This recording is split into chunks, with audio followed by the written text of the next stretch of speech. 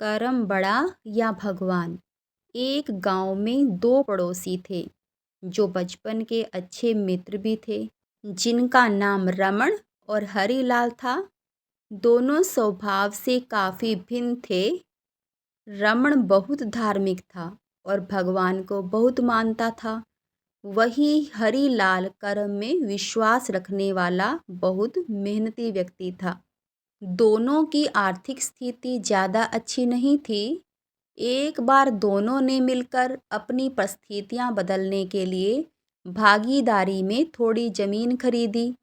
उनका विचार था कि इस ज़मीन में वह अच्छी फसल उगाकर उसको बेचेंगे और अच्छा धन कमाएंगे। अब समय था फसल पाने के लिए खेत में मेहनत करने का। मेहनती हरीलाल खेत में काफ़ी ईमानदारी से मेहनत करता, लेकिन रमण खेत से दूर ही रहता और मंदिर में जाकर भगवान से अच्छी फसल की उपज मिले इसीलिए पूजा प्रार्थना करता। समय बीतता गया और कुछ समय बाद खेत की फसल पककर अच्छे से तैयार हो गई। इस फसल को दोनों ने व्यापारी को बेच दिया, जिसके बदले उन्हें व्यापारी से काफ़ी पैसे मिले। अब बारी थी पैसों के बंटवारे की।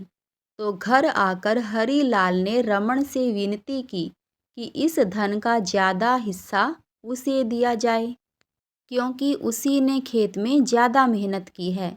इस बात से असहमति दर्शाते हुए रमण बोला, नहीं, धन का तुमसे ज़्यादा हिस्सा मुझे मिलना चाहिए, क्योंकि मैंने भगवान से इसकी प्रार्थना की, तभी हमको इतनी अच्छी फसल हुई।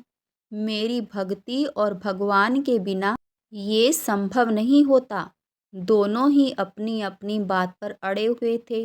वह दोनों इस बात को आपस में नहीं सुलझा सके।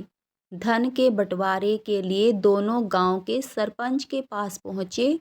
सरपंच ने दोनों की सारी बात सुनी और उन्हें पता चला कि असली हकदार हरीलाल है।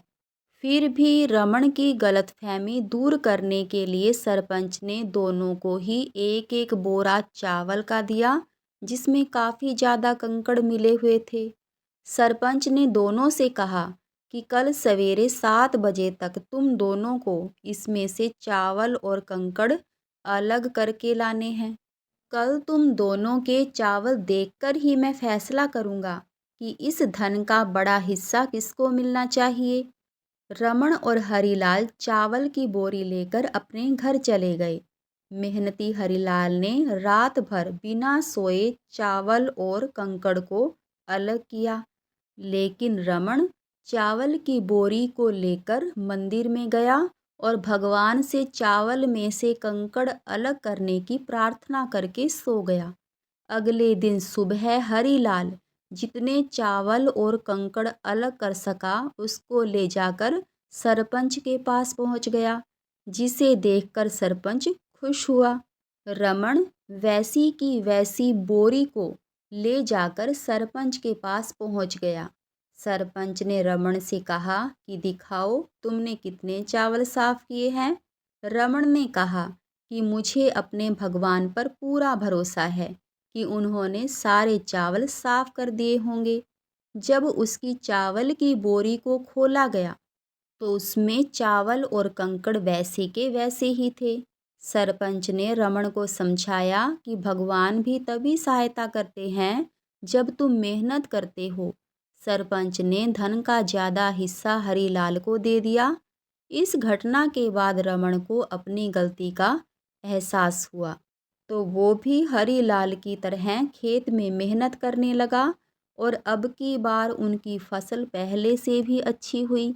इस कहानी से हमें यह सीख मिलती है कि हमें कभी भी सब कुछ भगवान भरोसे नहीं छोड़ना चाहिए।